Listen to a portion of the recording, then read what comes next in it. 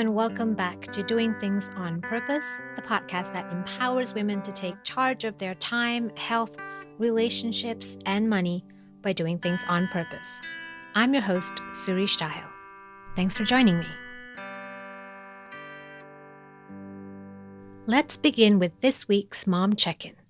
Today, I wanted to talk about how your inner world often reflects your outer world, and vice versa. So as the crisp autumn leaves start to fall, notice, have you been keeping your self-care commitments, or have you faltered? Is it possible to shift something in order to meet your basic promise to take care of yourself first before you care for others?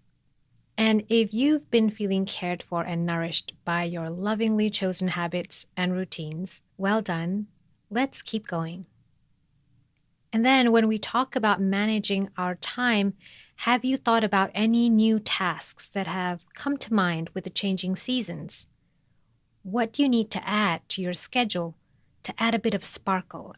And what can you afford to take out? It's so important to make time for the things that matter first at the beginning of each day. Maybe it's your health, your relationships, and your primary projects. So when life throws you a curveball, the things that you care most about won't just break. It can survive being in the back seat once in a while because you've invested more time nurturing and growing it than neglecting it. Last week in episode 15, I proposed the idea of looking at our life's journey as mothers and as women using the metaphor of these 4 seasons: the season to explore, the season to love, the season to root, and the season to bloom. I covered the season to explore last week, which talks about women in their late teens to mid-20s navigating the early stages of their careers before marriage, partnership, or family commitments. Go to suristahel.com/15 to refer back to the show notes and links of that episode. This week, I'll be covering the season of love. A quick note for everyone tuning in: all the resources I share in past and future episodes can be useful in any season and stage of our lives. It's just that we often have very limited time and energy to focus on everything all at once. So rather than feeling overwhelmed by trying to do the impossible, why don't we slow down and choose to focus on just one primary project depending on the season, so we can get good at doing that before we move on to the next thing. But whichever order you choose to live your life, being an adult means being aware of the opportunity costs involved in choosing which season comes first. 3 key things that I think every woman should ponder as we move into this tender season of love, family, and relationships are the following. Number 1, making the decision to focus on family first. Ask yourself, what's affected if I go down this path? If I say yes to having kids now, or to accept that job? What suffers and what thrives as a result? And is this what I want? Am I willing and able to put my career in the back seat for a while? It's no news to anyone that the average age of first-time moms have been steadily increasing. In the US, it's now around 27 years old. In Canada, it's 30. And in Switzerland, where I am, it's even 32. So generally, our mid-20s to mid-30s have become the golden years when most of us contemplate committing to a relationship and starting a family. The truth is, whether you're early or late in the family game, it doesn't really matter. In today's environment, if you started too soon, I think you do get to play catch-up with your career or education later on. And if you're late, you're far ahead and you can afford to slow down for a while. Parenting when you're older does have its own set of challenges. But the thing is, many of us kind of fall into pregnancy or family building without having consciously chosen it. But I think even after the fact, we can still choose to decide, because if not, we'll be stuck in this dark limbo space between the demands of work and home. Let's start to widen the gap a little. If you're killing it in your career right now, maybe you're asking yourself, how can I possibly slow down now to make room for a baby, especially after I've worked so damn hard building my career all these years? But ask yourself, Do the current benefits of the life that you're leading now still outweigh the costs? The only reason for you to ever pick kids over work or work over kids has to be based on your joy and not your fears, so that you can never feel bad about living your truth. So don't let yourself be led down a path that you don't want to be on, or choose to keep walking down a path that you know is wrong for you. That's why it's so important for us to choose this season of love. And in this way, you take back the power to be in the driver's seat of your life. Number 2 is being ready to lead in the home. So once you've decided on family and relationship as your primary project for this season of life, the next step is to be ready to lead in the home, because someone has to be the captain of this ship. And if your spouse is busy bringing home the bacon, you have to be the one that brings home the joy. Not in a fake, happy face pretend way, but to really work to embrace and welcome this huge shift that will occur in your life with the arrival of a baby. This is when everything you thought you knew in season 1 about yourself, your sense of identity, your biases about other parents, your career path, who your romantic partner is, and your expectations about life in general gets questioned. They say you can't make an omelet without breaking some eggs, and in this season, we're going to break some eggs. But the thing is, I think from that little death also comes a rebirth, where we actually get to reconstruct our lives again, brick by brick, in a more deliberate way. We get to fit together some parts of ourselves with the bits and pieces of our partners and our kids to make something new, a new sense of wholeness. When we have kids, our sense of I has to dissolve a little to make room for the we. But even then, I don't think we become less than who we were before. I feel that we expand to become more than the sum of our parts. We evolve into something better than our version 1.0. The social skills and sense of perspective that we can develop in this season is actually something that naturally develops as we age. Think about how much kinder, more patient, more loving grandparents are with their grandkids. The things that used to bother them a lot when they were our parents just don't seem to bother them much anymore. What they've gained is perspective. But we can choose to be conscious now. We can choose to enjoy our parenthood now. Today's parents have so much information available that it can get confusing, but think of it as different suggestions and ideas that we're free to try things on and pick the ones that work and put away the ones that don't. No shoulds. Because if we choose to lead, then we get to decide how our version of a dream family and home life looks and feels like. I think choosing to lead is so important, because if no one is in charge, then things don't get done. It gets really messy and confusing. Children need boundaries, structure, and reliable routines in order to thrive. They drown when we give them too many choices. And leading doesn't mean you don't job share or ask for help when you need it. You absolutely should. But if you're a mom, you know that help isn't always going to be there when you need it.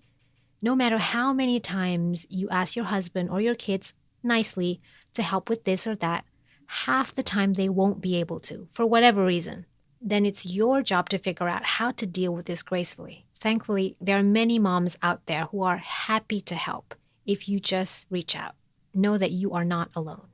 Number 3, base your actions and words from a place of trust and heart-centered love.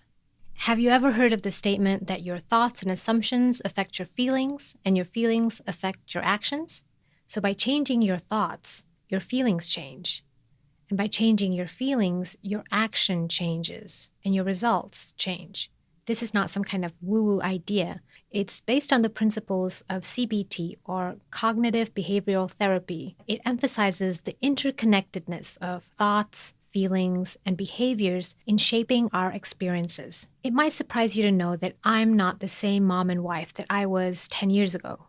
I remember feeling so tired with my first. One day we were in the bathroom and I had just changed her diaper on the changing mat, which was on this wooden box where we kept our folded towels. Then I turned towards the sink to wash my hands, and I remember thinking that I shouldn't be doing this. I should have my hands on her at all times because she's on a high place, and I knew that babies can turn all of a sudden. But I wondered what would happen if she did that while I washed my hands and had my back turned. I don't know why I thought that, but it shows me that I wasn't really in a good state of mind. And one time when my kid was still a toddler, she had a big blowout after a long day at a party. I think it was even her birthday party. And she just wouldn't stop crying. And we ended up locking her out on the balcony for a few minutes, which made someone call the police. Maybe all parents have these kinds of horror stories that we're ashamed to tell. Things we did behind closed doors when we just couldn't take it anymore.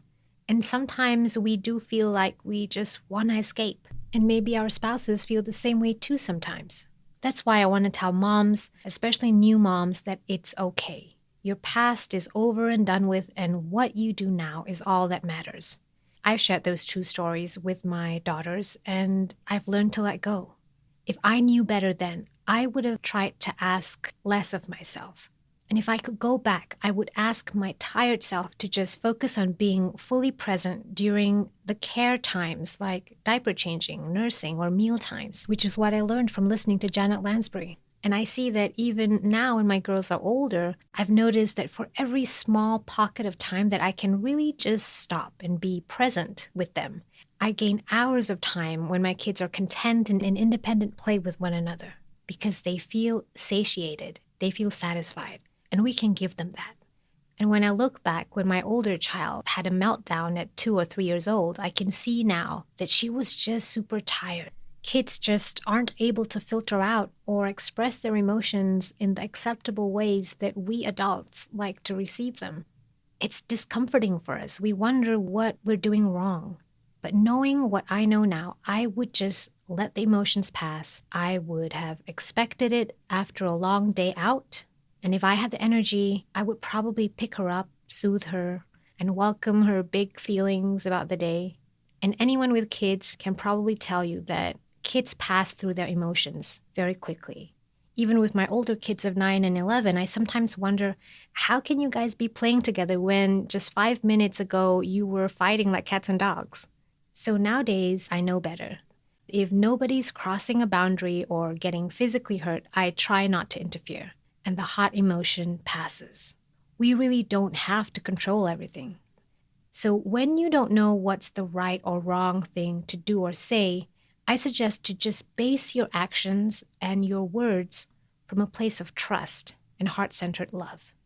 What would that look like? And not just when you're correcting or enforcing boundaries with the kids, but also when you work together as a team with your spouse. What would it look like if you trusted your partner and kids to just do their best? Would you keep trying to tell them the same thing over and over again? Or would you try to help them out when they seem stuck? By cultivating heart-centered thoughts, you won't feel like you should do things to support your family, but you'll start to feel like you want to do it.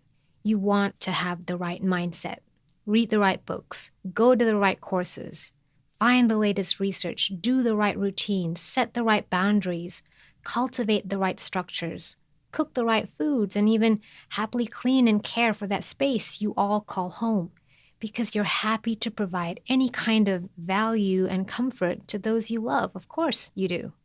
I don't even think that it's what you do. It's the intention behind the action, starting from the inside out. So let's do the key takeaways again. If you're entering the season of love, number 1, make the decision to focus on your family first this season. It's not forever. Number 2, be willing to lead in the home. And number 3, base your actions and words from a place of trust and heart-centered love. To be honest, growth can look very different for each woman, for each family. I think they are as individual as our own fingerprints. But if you don't know where to start, I'm happy to share a list of books and resources that have personally helped me during my season of love.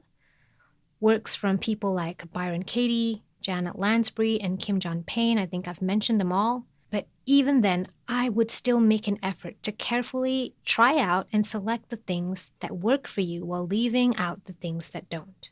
You'll find my list of recommendations in the show notes at suristahel.com/16. It really pays to find the voices that make you feel lighter and more supported in life, not ones that validate your negative thoughts and keep you stuck. Because what did we learn? Your thoughts affect your feelings affect your actions, and your actions affect your outcomes. Next week, I'll be talking about how the third season of a woman's life between our mid-30s and mid-40s could look like. It's a very exciting time when we root down to come back even stronger in the second half of our lives, assuming we live till we're 80 or older. If you have anything to teach me or to share about your 30s and 40s, join in the conversation. Email me at suristahel@gmail.com or message me on social. Thank you so much for listening in. This is Doing Things on Purpose with me, Suri, and I can't wait to catch you again next time.